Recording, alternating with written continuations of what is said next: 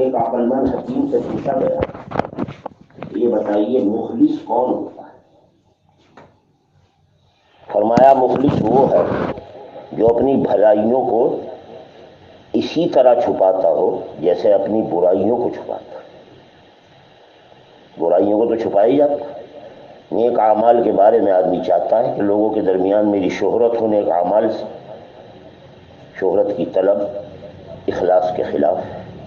مخلص وہ ہے جو اپنے بھلائیوں کو یعنی اپنے نیک اعمال کو اسی طرح چھپائے جیسے اپنے برے اعمال کو چھپاتا ہے۔ اور اخلاص کی انتہا یہ ہے کہ تجھے لوگوں سے اپنی تعریف پسند نہ لگے، لوگوں سے اپنی تعریف پسند نہ کرے۔ حضرت ذوالنون مصری سے پوچھا گیا کہ کسی شخص کے متعلق کیسے معلوم ہوگا کہ یہ اللہ تعالیٰ کا برگزیدہ بندہ اور خاص بندہ ہے؟ اللہ کے نیک بندے ہونے کا علم کیسے ہوگا کسی دوسرے کو؟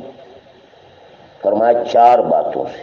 حضرت ذوالنون مصری، ایک تو عمل کرنے والا راحت و آرام کی پرواہ نہ کرے، مشقتوں میں، مجاہدوں میں، قربانیوں میں، جن اعمال میں لگنا ہے لگا رہے۔ جو کچھ اللہ نے اسے دیا ہے اس کے ذریعے لوگوں کو نفع پہنچے، اور اپنے مرتبے کو ہمیشہ پست سمجھے، مرتبے کے اعتبار سے اپنے کو دوسروں سے کم سمجھے، اور تعریف اور مذمت دونوں کو برابر سمجھے۔ لوگ میری تعریف کریں یا برائی، تعریف سے کوئی بڑائی و تکبر نہ پیدا ہو، کسی کی مذمت سے دل رنجیدہ نہ ہو۔ جس آدمی میں یہ 4 باتیں پائی جائیں گی وہ سمجھیے کہ مخلص ہے۔ عدی بن حاتم رضی اللہ تعالی عنہ فرماتے ہیں کہ جناب نبی پاک صلی اللہ علیہ وسلم نے ارشاد فرمایا کہ قیامت کے دن کچھ لوگوں کو جنت کی طرف لے جانے کا حکم ملائکہ کو دیا جائے گا، انہیں جنت میں داخل کرو۔ جب وہ جنت کے پاس پہنچیں گے اور وہاں کی خوشبوئیں محسوس کرنے لگیں گے اور وہاں کے عالیشان محل اور دیگر نعمتیں، زیبائشیں، آرائشیں جو اہل جنت کے لیے ہوں گی وہ دیکھنے لگیں گے، سب نظر آئے گی جنت مع نعما کے، تو ایک آواز آئے گی، اے فرشتو انہیں واپس لاؤ، ان اہل جنت کو واپس لاؤ، ان کا جنت میں کوئی حصہ نہیں ہے۔ وہ حسرت اور ندامت کے ساتھ واپس ہوں گے اور عرض کریں گے یا اللہ اچھا یہ ہوتا کہ آپ ہمیں پہلے ہی جہنم میں بھیج دیتے۔ جنت کے یہ انعامات جو ہم نے دیکھ لیے ہیں اور جو آپ نے اپنے اولیاء کے لیے تیار کرائے ہیں، آپ نے ہمیں وہ دکھا کر واپس بلا لیا۔ ارشاد ہوگا کہ ایسا کرنا بھی ہمارا مقصد ہے، تم اپنی تنہائیوں میں بڑے بڑے گناہوں کے ساتھ میرے سامنے آتے تھے اور لوگوں سے ملتے تو بڑے بزرگ اور مسکین تباہ بن جاتے تھے۔ تم لوگوں کو اور عام آدمیوں کو اپنے ایسے اعمال دکھاتے تھے جو تمہارے دلی عزائم کے خلاف ہوتے تھے۔ تمہیں لوگوں کا ڈر ہوتا تھا، تمہیں خدا کا ڈر نہیں تھا۔ تم نے لوگوں کا جلال محسوس کیا مگر اللہ تعالیٰ اور میرا جو جلال ہے اس کو نہیں سمجھا۔ لوگوں سے شرما کر تو کام چھوڑ دیتے تھے مگر اللہ سے تم کبھی نہیں شرمائے۔ سو آج میں تمہیں اپنا دردناک عذاب دوں گا اور میرے عذاب سلیم ثواب سے محرومی جو تمہارے مقدر میں ہے وہ تمہیں مل کر رہے گی۔ یہ ریاکاری کے پیش نظر ہے۔ حضرت علی سے منقول ہے کہ ریاکاری کی 4 علامتیں ہیں۔ جو آدمی ریاکار ہے اس میں 4 باتیں پائی جائیں گی۔ ایک تو یہ کہ تنہائی میں سست رہتا ہے، نہ عبادت کا ذوق، نہ شوق، نہ مجاہدہ، نہ قربانی۔ ہاں لوگوں کا جب مجمع ہو جائے بڑی چستی آ جاتی ہے اور بڑے ہوشیار بن کر اور نیکی کا اظہار کرتا ہے۔ تعریف کی جائے تو خوب محنت سے کام کرتا اور دل خوش ہوتا ہے، اور اگر اس کی مذمت ہو جائے تو اپنا کام ہی چھوڑ دیتا ہے۔ یہ 4 باتیں ریاکاری کی ہیں۔ اخلاص کے مقابلے میں اللہ کے ہاں ریاکاری سب سے بڑا ظلم ہے بندے پر کہ وہ اپنے اعمال کو اور اوقات کو ضائع کر رہا ہے۔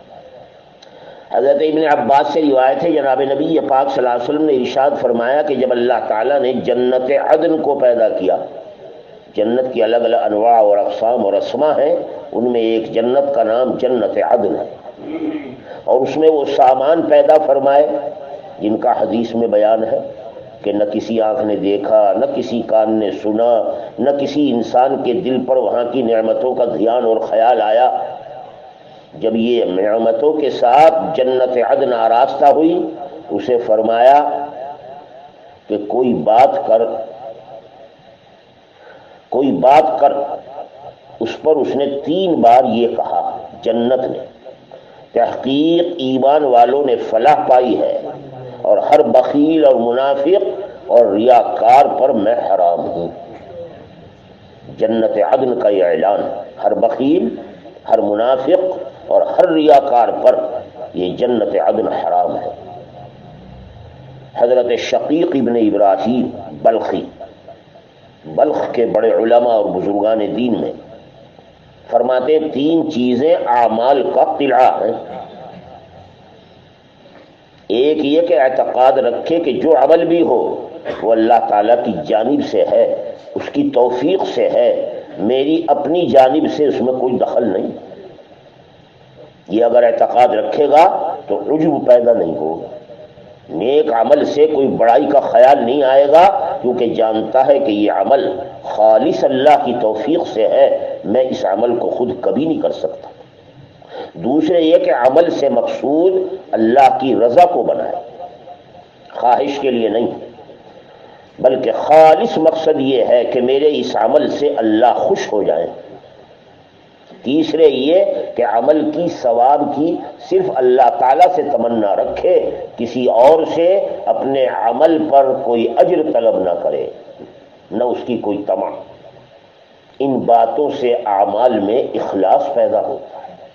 کسی عمل کے اللہ تعالیٰ کی طرف سے ہونے کا مطلب یہ ہے کہ ہر ایمان والے کو یقین ہونا چاہیے کہ مجھے اس نیک عمل کی توفیق اللہ نے دی ہے، اگر وہ توفیق نہ دیتے مجھ سے کبھی بھی عمل صادر نہیں ہو سکتا۔ کیونکہ اس یقین کے بعد اگر واقعتاً یہ یقین ہے کہ یہ عمل من جانب اللہ و بتوفیق اللہ ہے، تو جس آدمی کا یہ خیال و دھیان ہوگا وہ عمل کرنے کے بعد شکر میں مشغول ہوگا کہ اللہ تیرا شکر ہے تو نے مجھے نیک عمل کی توفیق، اور اپنے عمل پر کوئی تکبر پیدا نہیں ہوگا، اور اللہ تعالیٰ کی رضا کو مقصود بنائے گا۔ اس کی غرض یہ کہ عمل میں غور کرے، واقعی اس عمل سے اللہ کی رضا حاصل ہو سکتی ہے نہیں، اللہ تعالیٰ کو راضی کرنے کے لیے میں یہ عمل کر رہا ہوں، اللہ تعالیٰ کی رضا کا پہلو اس میں ہو، تاکہ خواہش نفس پر عمل نہ ہو۔ ان النفس لامارۃ بالسوء، قرآن کہہ رہا ہے آدمی کا نفس تو بری باتوں کا حکم دیتا ہے۔ ثواب کی تمنا اللہ تعالیٰ سے رکھے، اور اس کا حاصل یہ کہ اپنا عمل صرف اور صرف اللہ کی رضا کے لیے کرے، لوگوں کی باتوں کی پرواہ نہ کرے۔ جیسا کہ کسی دانا کا قول ہے کہ عامل کو اپنے عمل کا ادب، کسی عمل کرنے والے کو اپنے عمل کا ادب اگر سیکھنا ہے، بکریوں کے چرواہے سے سیکھے جو بکریوں کو چرا رہا۔ پوچھا گیا کیسے؟ چرواہے سے کیسے سیکھے؟ فرمایا جس طرح چرواہا اپنی بکریوں کے پاس نماز پڑھے اور اسے یہ انتظار نہیں ہوتا کہ بکریاں میری تعریف کریں گی یا نہیں، اسی طریقے سے آدمی نیک عمل کے بعد اس کی کسی تعریف کا منتظر نہ ہو۔ ایسے ہی عامل کو دھیان رہے کہ کوئی انسان اسے دیکھ رہا ہے یا نہیں، دیکھنا لوگوں کا تیرے عمل کو ایسا ہی ہے جیسے بکریوں کا، تو پھر وہ لوگوں میں یا تنہائی میں یکساں عمل کرے گا اور اللہ ہی کے لیے کرے گا، لوگوں کی واہ واہ کے لیے عمل نہیں۔ جو آدمی عمل لوگوں کی واہ واہ کے لیے کرتا ہے یہ عمل ریا پر مشتمل ہوتا ہے۔ ایک عقل مند کا ارشاد ہے کہ عمل کی درستگی اور سلامتی کے لیے 4 چیزیں درکار ہوتی ہیں۔ عمل شروع کرنے سے پہلے یہ علم کہ اس کے بغیر کوئی عمل درست نہیں ہو سکتا، کیونکہ جب بھی کوئی عمل علم کے بغیر ہوگا اس میں بنانے کی نسبت بگاڑنے والی باتیں زیادہ ہوگی۔ لہذا جس عمل کو شروع کر رہا ہے پہلے اس کا علم، اس کی حقیقت معلوم ہو. دوسرے، شروع کرنے سے پہلے نیت کو صحیح کر. عمل نیت سے درستگی پاتا ہے. حضرت نے فرمایا ہے انما الاعمال بالنیات وانما لکل امرئ ما نوی. لہذا روزہ ہو، نماز ہو، حج ہو، زکوٰۃ ہو، باقی عبادتیں یاد رکھو سب نیت سے درست ہوتی. لہذا آدمی کو عمل شروع کرنے سے پہلے نیت درست کرنا چاہیے. پہلی چیز ہے عمل سے پہلے اس کا علم. جو آپ عمل کر رہے ہیں اس کی پوری حقیقت، اس کی ساری معلومات حاصل کریں، ورنہ اگر علم نہیں ہے عمل کا نہ جانے کیا بگاڑا جائے. تو پہلی چیز ہوئی کسی عمل کو شروع کرنے سے پہلے اس کا علم. دوسری چیز ہوئی نیت صحیح. آدمی عمل شروع کرنے سے پہلے نیت کرے. تیسری چیز ہے صبر، یعنی دوران عمل تحمل اور برداشت کرے، صبر اختیار کرے. کتنی ہی ناگواری ہو عمل کرنے میں، کتنا ہی مجاہدہ قربانی ہو، لیکن سکون اور اطمینان سے عمل میں لگے. چوتھی چیز ہے اخلاص. کوئی عمل اس کے بغیر قبول نہیں ہوتا. اگر تیرا عمل اللہ کے لیے خالص ہے اللہ اسے ضرور قبول فرمائیں گے. اور پھر ان چار شرائط کے ساتھ جب عمل ہوا ہے لوگوں کے قلوب تیری طرف خود مائل ہوں گے. تو اپنی عمل میں اس کی نیت نہ کر. حرم ابن حیان فرماتے ہیں کہ جب بندہ دل سے اللہ تعالیٰ کی طرف متوجہ ہوتا ہے تو اللہ تعالیٰ تمام اہل ایمان کے قلوب کو اس نیک بندے کی طرف متوجہ کر دیتے ہیں، حتیٰ کہ ان لوگوں کی محبتیں اور ہمدردیاں بھی اس آدمی کو حاصل ہوتی ہیں. اعمال کے ذریعے، اعمال صالحہ کے ذریعے عمل کرنے والا بندہ لوگوں کی نگاہوں میں من جانب اللہ محبوب ہوتا ہے. حضرت ابو ہریرہ کا ارشاد ہے کہ جب اللہ تعالیٰ کسی بندے سے محبت کرتے ہیں تو جبریل علیہ السلام کو بلا کر فرماتے ہیں دیکھو میں فلاں شخص سے محبت رکھتا ہوں، تم بھی محبت کرو. جبریل علیہ السلام آسمان کے تمام فرشتوں میں اعلان کر دیتے ہیں کہ فلاں تمہارا رب فلاں بندے سے محبت رکھتا ہے، اے ملائکہ تم بھی محبت رکھو. اس سے آسمان کے سارے فرشتے نیک عمل کرنے والے کو محبوب بنا لیتے ہیں. اور وہاں آسمانوں میں جب محبوبیت آ گئی ہے تو اب اللہ تعالیٰ زمین والوں میں مقبولیت پیدا کرتے ہیں. اور جب اللہ تعالیٰ کسی بندے سے نعوذ باللہ بغض رکھتے ہیں تو اس کے متعلق بھی اسی طرح اعلان ہوتا ہے جیسے محبوب کے لیے اعلان ہوا. حضرت شقیق ابن ابراہیم سے منقول ہے کہ ان سے ایک آدمی نے پوچھا کہ لوگ مجھے نیک اور صالح کہتے ہیں، مجھے کیسے پتہ چلے کہ میں صالح ہوں یا نہیں؟ لوگ مجھے صالح شمار کرتے. حضرت شقیق نے فرمایا کہ اپنے باطن کو صلحاء کے پاس ظاہر کرو، اپنے اندرون کے حالات نیک بندوں سے بیان کرو. اگر وہ پسند کریں تمہارے اندرونی احوال کو تو سمجھ لینا کہ تم نیک ہو، ورنہ نہیں. دوسرے یہ کہ دنیا کو اپنے دل پر پیش کرو. اگر دل ٹھکرا رہا ہے دنیا کو تو جان لو کہ تم نیک ہو. نیک آدمی دنیا کی طرف مائل نہیں ہوتا.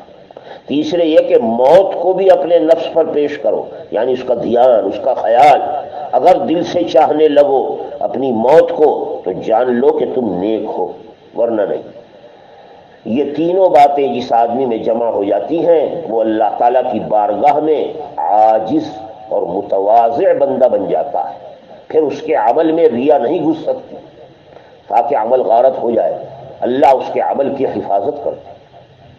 حضرت انس سے روایت ہے کہ جناب نبی پاک صلی اللہ علیہ وسلم نے ارشاد فرمایا جانتے ہو مومن کسے کہتے ہیں؟ حضرات صحابہ نے معمول کے مطابق جواب دیا کہ اللہ و رسولہ عالم، اللہ اور اس کے رسول ہی بہتر جانتے. مومن کون ہے کون؟ تمہارا سنو، مومن وہ ہے کہ اس کے مرنے سے پہلے پہلے اللہ تعالیٰ اس کے کانوں کو اس کی پسندیدہ باتوں سے بھر دیتے ہیں. وہ ہمیشہ اپنے کان سے اچھی ہی باتیں سنتا ہے. اور اگر کوئی شخص اللہ تعالیٰ کی اطاعت کا عمل کسی کوٹھڑی میں بند ہو کر کرتا ہے جو کہ 70 کوٹھڑیوں کے اندر ہو اور ہر کوٹھڑی لوہے کے دروازے سے بند ہو، تب بھی اللہ تعالیٰ اس شخص کو اس کے عمل کی چادر پہنا دیتے اور لوگوں میں اس کی محبوبیت قائم کر دیتے. لہذا تم عمل کرتے وقت لوگوں کے دکھانے یا لوگوں کے محبوب بننے کی آرزو مت کرو، جس سے لوگ اس کا چرچا خود ہی کرتے ہیں۔ مرد حقانی کی پیشانی کا نور کب چھپا رہتا ہے پیش ذی شعور۔ ہر عقل مند آدمی کے سامنے مرد حقانی کی پیشانی کا نور ہر ایک کو نظر آتا ہے، اور اسے بڑھاتے ہیں اللہ تعالی، اور نور اعمال سے بڑھتا چلا جاتا ہے۔ عرض کیا گیا حضرت بڑھاتے کیسے ہیں؟ فرمایا مومن اس بات کو پسند کرتا ہے جو اس کے عمل میں اضافہ کرے۔ جانتے ہو اللہ تعالیٰ نیک اعمال پر توفیق میں مزید نیک اعمال کی توفیق دیتے، اور ان اعمال کے ذریعے اس کا نور بڑھتا رہتا۔ پھر حضرت نے اسی مجلس میں جیسے مومن کے بارے میں پوچھا، حضرت انس کہہ رہے ہیں اسی طرح حضرت نے فرمایا جانتے ہو فاجر کس کو کہتے؟ مومن کے مقابلے یہاں بھی انہوں نے وہی جواب دیا صحابہ نے، اللہ ورسولہ اعلم، اللہ اور اس کے رسول ہی زیادہ جانتے ہیں کہ فاجر و فاسق کون ہے۔ فرمایا فاجر شخص وہ ہے کہ جس کے مرنے سے پہلے اللہ تعالیٰ اس کے کانوں کو ناپسندیدہ باتوں سے بھر دیتے ہیں، بدگمانییں، بد کلامییں، اور اسی طرح غیبتیں اور تہمتیں، رات دن وہ اسی میں مشغول رہتا اور یہی سنتا ہے۔ اور اگر کوئی بندہ اللہ تعالیٰ کی نافرمانی یاد رکھو کسی کوٹھڑی میں کرتا ہے جو 70 کوٹھڑیوں کے اندر ہو اور 70 کوٹھڑیوں پر لوہے کا دروازہ ہو، تب بھی اس کا یہ برا عمل اللہ تعالیٰ اس کو ایک چادر پہناتے اور لوگوں تک اس کا چرچا ہونے لگتا ہے، اور پھر اللہ اسے خوب بڑھاتے، یعنی اسے اور مزید بدنام کرتے۔ حضرت عوف ابن عبداللہ فرماتے ہیں کہ نیک لوگ اپنے خطوط میں ایک دوسرے کو پہلے زمانے میں نصیحت کرتے وقت 3 باتیں لکھا کرتے تھے۔ صلاحہ نیک اور اچھے لوگ اپنے خطوط میں اپنے دوسرے ساتھیوں کو 3 باتیں لکھا کرتے تھے۔ پہلی بات یہ کہ جو کوئی آخرت کے لیے کمانے لگتا ہے اللہ تعالیٰ اس کی دنیا کی کفالت فرماتے ہیں۔ جو آدمی آخرت کمانے اور اس کی تیاری میں لگ جائے اللہ تعالیٰ اس کی دنیا کی ضرورتوں کو خود بخود پورا کرتا ہے۔ دوسرے جو کوئی اپنے معاملات اللہ کے ساتھ درست کر لیتا ہے تو اللہ تعالیٰ لوگوں کے ساتھ اس کے معاملات کو خود ہی درست فرما دیتے ہیں۔ آدمی کا معاملہ ہمیشہ اپنے مالک کے ساتھ درست ہونا چاہیے۔ اور جو کوئی تیسری بات جو کوئی اپنے باطن کو درست کر لیتا ہے اللہ توفیق دیتے ہیں کہ اس کا ظاہر بھی درست ہو جاتا ہے۔ لہذا آدمی کو ان 3 باتوں کی فکر کرنی چاہیے، ایک آخرت کی کمائی، ایک اپنے معاملات اللہ کے ساتھ درست، اور تیسرے اپنے باطن کو اپنے قلب کو رذائل سے گندی باتوں سے پاک صاف رکھنا، جس کا اثر اللہ تعالیٰ ظاہر پر عطا فرماتے ہیں۔ حامد لفاف ایک بہت بڑے واعظ گزرے ہیں، فرماتے ہیں کہ اللہ تعالیٰ جب کسی کی ہلاکت کا ارادہ کرتے ہیں تو اسے 3 باتوں میں مبتلا کرتے ہیں، نعوذ باللہ۔ ایک علم تو دیتے ہیں اسے مگر عمل کی توفیق نہیں ہوتی۔ جس شخص کو علم ملے اور اعمال علم سے اہل علم سے وہ محروم رہے، سمجھو اللہ اس کو ہلاک کرنے کا ارادہ کر رہے ہیں۔ دوسرے اسے نیک لوگوں کی ہم نشینی نصیب نہیں فرماتے۔ ہلاکت کا جس کا ارادہ حق شناسی سے اور بزرگوں کی ہم نشینی سے اسے دور رکھتے۔ اور تیسری چیز جس سے آدمی کی ہلاکت ہوتی ہے وہ یہ کہ نیک اعمال کا دروازہ اس پر بند ہو جاتا اور اخلاص سے بے بہرا ہو جاتا۔ یہ سب کچھ آدمی کے فساد نیت اور خبث باطن کی وجہ سے۔ آدمی کی اگر نیت درست ہوتی ہے تو پھر اللہ تعالیٰ اس کے علم کو نافع بناتے، اس کے عمل کو اخلاص عطا کرتے، اور نیک لوگوں کا احترام اور ان کی حق شناسی اس کو ملتی۔ جبل یحسبی تابعی فرماتے ہیں کہ ہم عبد الملک ابن مروان کے ساتھ، خلیفہ عبد الملک ابن مروان کے ساتھ ایک جہاد میں تھے۔ ایک شب بیدار شخص بھی ہمارے ساتھ ہو گئے جو رات کو بہت کم سوتے تھے، اور زیادہ تر رات میں عبادت کرتے ہیں. کتنے ہی دنوں تک ہمیں ان کا کوئی تعارف ہی نہیں ہوا، ساتھ رہے. بعد میں پتہ چلا کہ وہ حضور پاک صلی اللہ علیہ وسلم کے ایک صحابی ہیں. ان کی بیان کردہ باتوں میں سے ایک یہ بھی ہے کہ ایک سائل نے ایک دن ان سے عرض کیا، وہ نقل کرتے ہیں نبی پاک صلی اللہ علیہ وسلم سے کہ یا رسول اللہ، کل قیامت کو نجات پانے کی کیا صورت ہے؟ ارشاد فرما یہی کہ اللہ کو دھوکہ نہ دو، بس یہ نجات پانے کی شکل. عرض کیا ہم اللہ کو دھوکہ کیسے دیں گے؟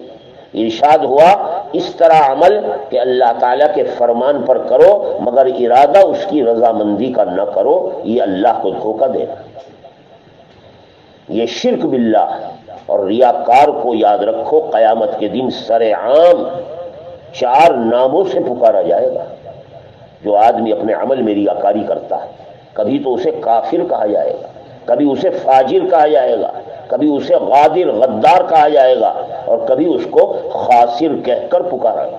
خاسر گھاٹا پانے والا.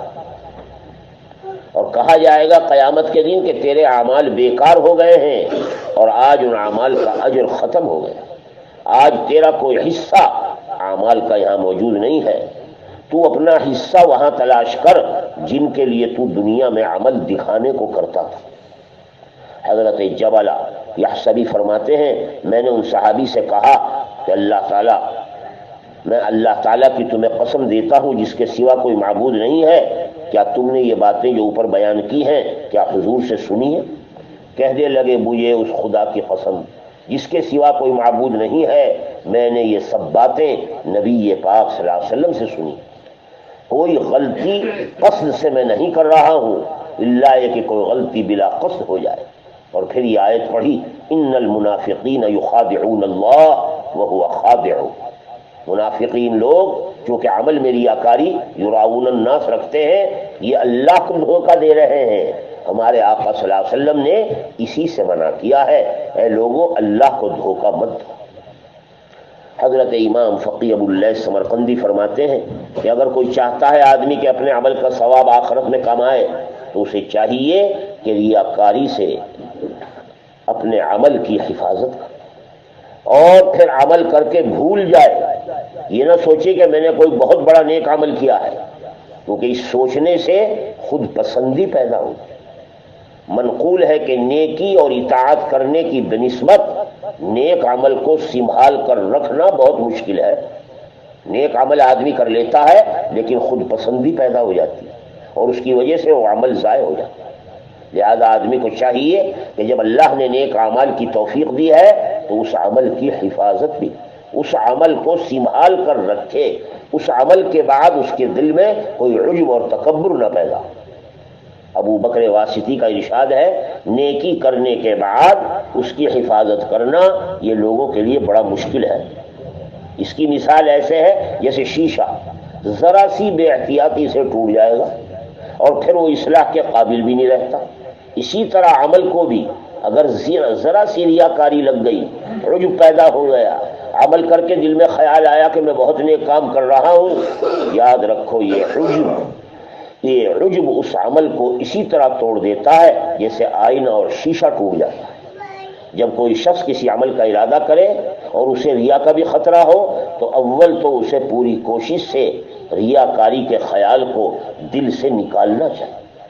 دل کا رخ اللہ کی طرف کرنا چاہیے، اور اگر نہ نکال سکے تو بس بہتر یہ کہ اس عمل کو نہ کرے. اس میں ریا کا جو کچھ حصہ ہوگا اس کی وجہ سے وہ عمل برباد ہو جائے. ہاں عمل کرنے کے ساتھ ساتھ اللہ تعالیٰ سے توبہ اور استغفار کرے. امید ہے کہ اللہ تعالیٰ اس کی توبہ اور استغفار سے آئندہ اس کے اعمال میں اخلاص کی توفیق عطا فرمائے. مثل مشہور ہے کہ جب سے ریاکار مر گئے دنیا خراب ہو گئی. یہ مثل مشہور ہے کیونکہ وہ نیکی کا کام کرتے تھے. مثلا چھاونی بنوا دی، کوئی سرائے بنا دی، کوئی پل بنا دیا، کوئی مسجد بنا دی. وہ اس میں زیادہ تر ریاکاری ہوتی ہے، تاہم لوگوں کو اس سے فائدہ ہوتا ہے. اس لیے کہا گیا کہ جب سے ریاکار مر گئے دنیا خراب ہو گئی. اور بسا اوقات کسی مسلمان کی نکلی ہوئی دعا سے ریاکاروں کو بھی فائدہ پہنچ جاتا ہے۔ منقول ہے کہ پرانے لوگوں میں سے کسی نے ایک چھاونی بنوائی، مسافر خانہ، دل میں سوچا کہ نہ معلوم یہ عمل اللہ تعالیٰ کے لیے ہے یا نہیں۔ ایک دفعہ خواب میں کسی نے اسے بتایا کہ تیرا عمل اگر اللہ تعالیٰ کے نیلے نہیں ہے تب بھی تو مسلمان، تیرے لیے جو وہاں ٹھہرتے ہیں تیری سرائے میں، تیرے مسافر خانے میں، وہ تیرے لیے دعا کرتے ہیں، وہ اللہ تعالیٰ کی رضا کا ذریعہ بن سکتا ہے اور اس کے ذریعے تیرا عمل دعاؤں کی برکت سے قبول ہو سکتا ہے۔ ایک شخص نے حضرت حذیفہ ابن الیمان سے پوچھا، ایک شخص حضرت حذیفہ ابن الیمان کے پاس آ کر بیٹھے اور آ کر کہنے لگے، اے اللہ ان سارے منافقوں کو ہلاک کر دے جو اس وقت موجود ہیں۔ حضرت حذیفہ فرمانے لگے، دیکھ اگر وہ ہلاک ہو گئے تو تم دشمن کے مقابلے میں آدھے بھی نہیں رہو گے۔ مطلب یہ کہ وہ غزوات میں نکلتے ہیں اور دشمن سے لڑائی میں تمہارے ساتھ رہتے ہیں جس سے تمہیں مدد ملتی ہے۔ حضرت سلمان فارسی سے منقول ہے کہ اللہ تعالیٰ مومنوں کو منافقوں کے ذریعے قوت دیتے ہیں، تائید بخشتے ہیں۔ مومنوں کی دعاؤں کے ساتھ ساتھ اللہ تعالیٰ منافقوں کے نفاق میں بھی جب چاہیں گے توفیق اخلاص عطا فرمائیں۔ فقیہ امام اللیث فرماتے ہیں، میرے خیال میں اس جملے کے معنی یہ ہے کہ ایک تو فرائض لوگوں کو دکھاوے کے لیے نہ کرے، اپنے فرائض جو لوگ دکھاوے کے لیے کرتا ہے اگر دکھاوا نہ ہو تو وہ ادا ہی نہیں ہوتا، ایسا شخص منافق کہلاتا ہے۔ قرآن پاک میں فرمایا گیا، ان المنافقین فی الدرک الاسفل من النار، جو لوگ اپنا عمل ریاکاری اور لوگوں کے دکھانے کے لیے منافقانہ طور پر کرتے ہیں وہ دوزخ کے سب سے نچلے طبقے میں رکھے جائیں گے، جس کا نام حاویہ بتایا گیا۔ یہ جہنم کا آخری درجہ ہے، یہی فرعون کا لشکر ہوگا۔ اور ایک صورت یہ بھی کہ آدمی فرض ادا کرنے والا لوگوں کے سامنے تو خوب بنا کر اور اچھی طرح عمل کرتا ہے، لیکن اگر کوئی دیکھنے والا نہ ہو تو پھر وہ اچھی طرح عمل نہیں کرتا، یہ بھی علامات نفاق میں سے۔ ایسے شخص کو ناقص عمل کا کوئی ثواب نہیں ملے گا۔ موت کی سختی اور ہولناکی کا بیان۔ جو شخص اللہ تعالیٰ کی ملاقات پسند کرتا ہے، حدیث میں آتا ہے اللہ تعالیٰ بھی اس کی ملاقات کو پسند کرتا ہے۔ حضرت انس بن مالک سے روایت ہے کہ جناب نبی پاک صلی اللہ علیہ وسلم نے ارشاد فرمایا، دیکھو اللہ تعالیٰ سے جو لوگ ملاقات پسند کریں گے اللہ بھی اس کی ملاقات کو پسند کرے۔ کیا مطلب ہے پسند کرنے؟ موت کو پسند کرنے کا مطلب یہ ہے کہ دار آخرت میں جانا اسے زیادہ محبوب ہو دنیا میں رہنے سے، جس کی صورت یہ ہے کہ جب نزع کا عالم طاری ہونے لگے اور آدمی قریب المرگ ہو جائے، ایسے وقت میں جب کہ توبہ قبول نہیں ہوتی تو مومن کو اللہ تعالیٰ کی رضا، جنت کی نعمتیں، جنت کی بشارتیں دی جاتی ہیں، جس سے وہ اپنی زندگی سے بڑھ کر موت کو پسند کرنے لگتا ہے۔ وہاں کے مناظر دیکھ کر اس کا دل چاہتا ہے کہ جلد سے جلد آخرت میں پہنچ جاؤ۔ اور اللہ تعالیٰ کے پسند کرنے کے معنی یہ ہے کہ اللہ تعالیٰ اس پر اپنے فضل و کرم کا فیضان فرماتے، اسے اپنی عطاؤں سے نوازتے۔ اور جو شخص اللہ تعالیٰ کی ملاقات کو ناپسند کرے اللہ بھی اس کی ملاقات کو ناپسند کرتے۔ چنانچہ کافر مرنے سے پہلے ان سزاؤں کو دیکھتا ہے جو ملائکہ عذاب لے کر آتے ہیں اور اس کے لیے وہ تیار ہوتی ہیں، تو ظاہر ہے ان تمام تکالیف اور عذابوں کو دیکھ کر وہ موت کی تمنا کیسے کرے گا؟ وہ موت کو ناپسند کرتا ہے۔ اللہ بھی ایسے گناہگار لوگوں کی ملاقات کو پسند نہیں کرتا، یعنی اپنی رحمت سے دور رکھتے اور سزا دینے کا ارادہ رکھتے۔ علامہ نووی فرماتے ہیں حدیث کا یہ مطلب نہیں ہے کہ لوگوں کی محبت کی وجہ سے اللہ تعالیٰ ان سے محبت کرتے ہیں یا ان کے مکروہ سمجھنے کی وجہ سے اللہ تعالیٰ بھی ان کی ملاقات کو مکروہ کر جانتے ہیں، بلکہ مقصد یہ ہے کہ جب اللہ تعالیٰ کو ان کی ملاقات محبوب ہوتی ہے تو وہ بھی اللہ تعالیٰ کی ملاقات کو چاہنے لگتے ہیں۔ مرنے سے قبل ایمان والے کے لیے اللہ تعالیٰ ایسا ساز و سامان کرتے ہیں۔ محبت دراصل صفت خداوندی ہے، بندے کا اپنے رب سے محبت کرنا اسی کا عکس ہے۔ جیسے کہ دیوار پر پانی کا عکس آ جاتا اور دیوار پر پانی کے چھلکنے کے آثار نمودار ہوتے، اس کی تائید جناب نبی پاک صلی اللہ علیہ وسلم کے اس حدیث سے ہوتی ہے کہ جب اللہ تعالیٰ کسی بندے سے محبت کرتے ہیں تو اسے اپنے ساتھ نیک اعمال میں مشغول فرما لیں. یہی ارشاد ہے قرآن پاک میں، یحبہم ویحبونہ. اللہ تعالیٰ اپنی ملاقات کی محبت اور اس کا ذوق و شوق عطا کرتے ہیں. اللہ تعالیٰ ہم سب کو اپنی ملاقات کی محبت کا ذوق اور اس کا شوق عطا فرمائے. سبحانک اللہم وبحمدک نستغفرک.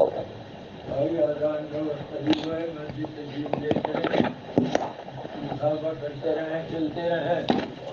جن حضرات کو بیعت ہونا ہو مغرب کے بعد تشریف لیا میں، جن حضرات کو بیعت ہونا ہو مغرب کے بعد تشریف لیا میں.